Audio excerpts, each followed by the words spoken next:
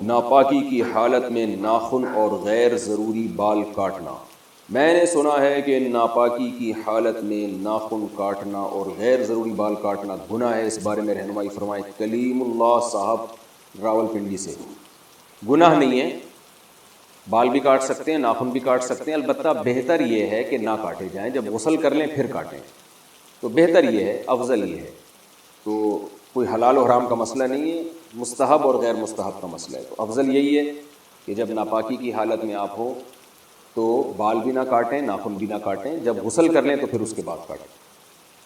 اچھا، بعض دفعہ یہ بھی ہوتا ہے کہ غیر ضروری بال کاٹنے کے لیے غسل کرنے کے بجائے ان بالوں پر پانی ڈال دیا جائے نا تو بھی ٹھیک ہے، پھر بھی کاٹ سکتے ہیں۔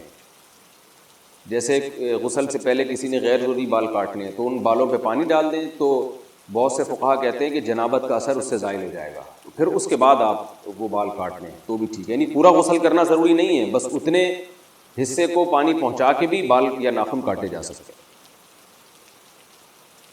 سر کے بال کیسے رکھیں؟ سر کے بال کس طرح کٹوائے جائیں؟ اگر اوپر سے بڑے اور سائیڈوں سے چھوٹے رکھے جائیں تو کیسا ہے؟ اس پر روشنی ڈال دیجئے۔ سمیع اللہ خان جہلم سے۔ یہ عمل جائز نہیں ہے۔ نبی صلی اللہ علیہ وسلم نے اس عمل سے منع کیا کہ کہیں سے بال منڈوائے جائیں اور کہیں سے بال رکھے جائیں۔ اب بعض لوگ کہتے ہیں منڈوانے سے منع ہے نا، ہم منڈوا تھوڑی رہے ہیں، بال کہیں سے بڑے رکھ رہے ہیں کہیں سے چھوٹے رکھ رہے ہیں۔ تو دیکھیں جو بال منڈوائے جاتے ہیں 4-6 دن میں وہ بھی نکل ہی آتے ہیں، تو اس کا اثر 2-4 دن 1-1.5 ہفتے کے بعد ختم ہو جاتا ہے۔ پھر نتیجہ کیا نکلتا ہے کہ جب بال نکلتے ہیں تو کہیں سے چھوٹے ہوتے ہیں کہیں سے بڑے ہوتے ہیں۔ تو جیسے بال کہیں سے منڈوا دینا وہ منع ہے، اس کی وجہ یہی ہے کہ بال چاروں طرف سے برابر رکھنا ضروری ہے۔ تو اسی طرح کہیں سے بال چھوٹے رکھنا اور کہیں سے بڑے رکھنا بھی اسی وعید میں داخل ہے۔ تو اس لیے یہ عمل ٹھیک نہیں ہے، جائز نہیں ہے کہ آپ نے کہیں سے بہت چھوٹے بال کرا دیے کہیں سے بہت بڑے بال کرا دیے۔ ہاں اگر بال جیسے نائی نے برابر کاٹے، تھوڑا بہت ہلکا پھلکا فرق رہ گیا جو فرق ختم کرنا ممکن ہی نہیں ہے، وہ پھر معاف ہے۔ لیکن اپنے اختیار سے، جیسے آج کل فیشن نکلا ہوا ہے، ادھر سے بال اتنے بڑھا لیتے ہیں، ادھر سے بالکل ہی جیسے کوئی کٹورا رکھ کے بال کاٹے ہوں، تو یہ عمل جائز نہیں ہے، اس سے اجتناب لازم ہے۔ پورے سر کے بال برابر رکھیں یا سر پورا منڈوا لیں یا پٹے والے بال رکھیں۔ 3 طرح کے بال ہیں، ایک یہ کہ چاروں طرف سے بال برابر ہو۔ گردن کے نیچے اگر کوئی خط بنانا چاہے نا، یعنی گردن سر کا حصہ نہیں ہے، بالکل گدی پہ نیچے کی طرف اگر کوئی خط بنانا چاہے تو وہ ٹھیک ہے۔ تو لیکن سر کا جتنا بھی حصہ ہے اس میں بال پورے برابر رکھے جائیں۔ تو 3 کیفیتیں ہیں بال کی، پورے سر کے بال برابر رکھے جائیں یا مکمل سر منڈوا لیا جائے جس کو حلق کرانا کہتے ہیں۔ تیسری کیفیت یہ ہے کہ پٹے والے بال رکھے جائیں۔ پٹے والے کا مطلب یہ ہے کہ سارے بال آپ پیچھے لے جائیں، پھر پیچھے سے بال بڑھائیں، آپ پھر ادھر ادھر سے نہ کاٹیں، پیچھے سے بال بڑھائیں۔ ہاں نوکیں کاٹ دینا بالوں کی تاکہ بالوں کی گرو اچھی ہو، وہ ٹھیک ہے، اس کو وہ اس وعید میں داخل نہیں۔ ناخن کاٹنے کے بعد کہاں پھینکیں؟ ناخن کاٹنے کے بعد انہیں کہاں پھینکیں؟ کیا دفنانا ضروری ہے یا کچرے میں بھی پھینک سکتے ہیں؟ زکوان صاحب گجرات سے۔ دیکھیں اس بارے میں ہمیں قرآن و سنت سے کوئی واضح رہنمائی نہیں ملتی ناخن کاٹنے کے بعد کہاں پھینکیں، لیکن قرآن و سنت کا مزاج یہ ہے کہ قرآن و سنت انسان اور انسانی اعضاء کی تعظیم کا قائل ہے۔ تو بال، یہ انسان کے جو ناخن ہیں یہ بھی بہرحال انسان کے پارٹ کا ایک حصہ ہوتے ہیں، تو اس لیے ان کو لیٹرین میں، واش روم میں پھینکنا یا بالکل ایسے گھر میں صحن میں پھینک دینا، یہ بھی نفاست کے بھی خلاف ہے اور انسانی تعظیم کے بھی خلاف ہے۔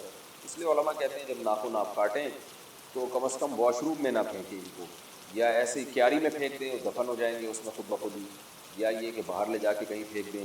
اس میں بہت زیادہ ٹینشن لینے کی بھی ضرورت نہیں ہے کہ 6 مہینے سے ناخن لے کے گھوم رہا ہے، کوئی جگہ نہیں سمجھ میں آ رہی کہاں پھینکنے اس میں۔ تو بس ایسی گندی جگہ پہ نہ پھینکیں جو بہت ہی نجاست والی جگہ ہوتی ہے، کیونکہ بہرحال انسان کے جسم سے نکلا ہوا ایک اس کے عضو کا ایک، یعنی انسانی عضو کا ایک پارٹ ہے، تو اس کی توہین نہ کی جائے۔ تو اور گھر میں بھی نہ، اس کو تعظیم بھی جائز نہیں ہے کہ آپ نے گھر میں اس کو شیشے کی ڈبی میں اوپر رکھ دیا، تو درمیانی راہ اختیار کرنی چاہیے۔ بعض لوگ بہت اس میں ٹینشن لیتے ہیں کہ سمندر میں پھینکنا چاہیے، تو ناخن کاٹ کے کون جائے گا سمندر میں پھینکنے کے لیے، اور بعض کہتے ہیں دریا میں بہا دو، تو وہ بھی ایک ٹینشن ہے۔ تو اسلام میں اتنے تکلفات نہیں ہیں، ہمیں نہیں ملتا کوئی صحابی ناخن لے کے کہیں جا رہے ہوں سفر کرنے کے لیے بھی دریا میں پھینکوں گا، تو ایسے ہی مٹی میں پھینک سکتے ہیں آپ ان کو۔ ناخن کاٹنے کا مسنون طریقہ، ناخن تراشنے کا سنت طریقہ کیا ہے؟ عبدالصبور ہری پور سے۔ بھائی ناخن تراشنے کا ایک سنت طریقہ جو پبلک میں مشہور ہے، وہ پتہ نہیں کیا ہے کہ پہلے یوں کریں پھر یوں کریں پھر یوں کریں، کچھ اس طرح کا ہے، وہ ایسی اس کی کوئی حقیقت نہیں ہے۔ نبی صلی اللہ علیہ وسلم سے جو صحیح حدیث سے بات ثابت ہے، کان النبی صلی اللہ علیہ وسلم یحب التیامن فی کل شیء، آپ صلی اللہ علیہ وسلم جب بھی کوئی کام کرتے تو ہمیشہ دائیں طرف کو ترجیح دیا کرتے تھے۔ یہ امی عائشہ رضی اللہ تعالیٰ عنہ فرماتی ہے کہ کنگھی کرنے میں بھی، جوتا پہننے میں بھی، لباس پہننے میں بھی، تو ناخن پہننے میں بھی دائیں طرف کو ترجیح دینی، ناخن کاٹنے میں بھی دائیں طرف کو ترجیح دینی چاہیے، یہی سنت طریقہ ہے۔ اب کیا مطلب؟ پہلے سیدھے ہاتھ کے کاٹیں پھر الٹے ہاتھ کے کاٹیں، اور سیدھے ہاتھ میں بھی جو انگلی بالکل سیدھی طرف ہے یہ ہے دائیں طرف، تو یہاں سے کاٹنا شروع کر دیں تو اچھی بات ہے، سنت کے زیادہ قریب ہے یہ۔ ناپاکی میں نماز پڑھنے سے کیا انسان کافر ہو جاتا ہے؟ بچپن میں اگر ناپاکی کی حالت میں نماز پڑھی ہو، ایک دفعہ فیملی والے مجھے زبردستی لے گئے تھے تو میں شرم کی وجہ سے نہیں بتا سکا کہ میں ناپاک ہوں، اور میں نے مسجد میں نماز پڑھ لی۔ اس وقت میری عمر 14-15 سال ہوگی، تو اس بارے میں کیا حکم ہے؟ میں نے ایک کلپ سنا تھا کہ ناپاکی کی حالت میں نماز پڑھنا کفر کے زمرے میں آتا ہے۔ بلال صاحب چائنا سے۔ بلال صاحب بالکل یہ عمل جو ہے کفر کے قریب پہنچا دیتا ہے انسان کو، کیونکہ نماز کے ساتھ مذاق ہے نا یہ، تو کافر کا فتویٰ تو کسی پہ نہیں لگایا جا سکتا اتنے آرام سے، لیکن بہرحال یہ عمل بہت برا عمل ہے۔ تو احتیاط اسی میں ہوتی ہے کہ اس صورت میں انسان ایمان کی تجدید کرے، نکاح کی بھی بہتر ہے۔ اگر آپ تو 15 سال کے تھے، نکاح نہیں ہوا ہوگا آپ کا، احتیاط اسی میں ہے۔ تو کفر کا فتویٰ تو نہیں لگایا جا سکتا کسی شخص کے بارے میں کہ اس نے بلا وضو نماز پڑھی تو یہ کافر ہو گیا، لیکن یہ عمل بہرحال بہت خطرناک ہے۔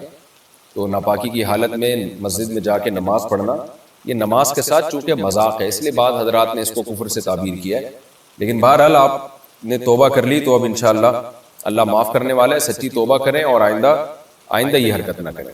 ویسے بھی نماز چھوڑنا کبیرہ گناہ ہے، آپ کو رشتہ دار نہ بھی لے کے جاتے تو بھی آپ پر لازم تھا کہ آپ غسل کریں اور غسل کر کے نماز پڑھیں، اور شرعی احکام میں شرم کرنا بھی جائز نہیں ہے۔ بعض لوگوں پہ غسل فرض ہوتا ہے، ان کو نہاتے ہوئے شرم آ رہی ہوتی ہے کہ لوگ کیا کہیں گے، تو بھائی شرم تو اللہ کی نافرمانی کرتے ہوئے آنی چاہیے نا، شرم تو اس پہ آنی چاہیے کہ اللہ نے نماز فرض کی ہے اور آپ نماز چھوڑ رہے ہیں، تو جو اللہ کی اطاعت کر رہا ہے اس کو شرم آ رہی ہے، جو نافرمانی کر رہا ہے اس کو شرم نہیں آ رہی ہے، عجیب بات ہے۔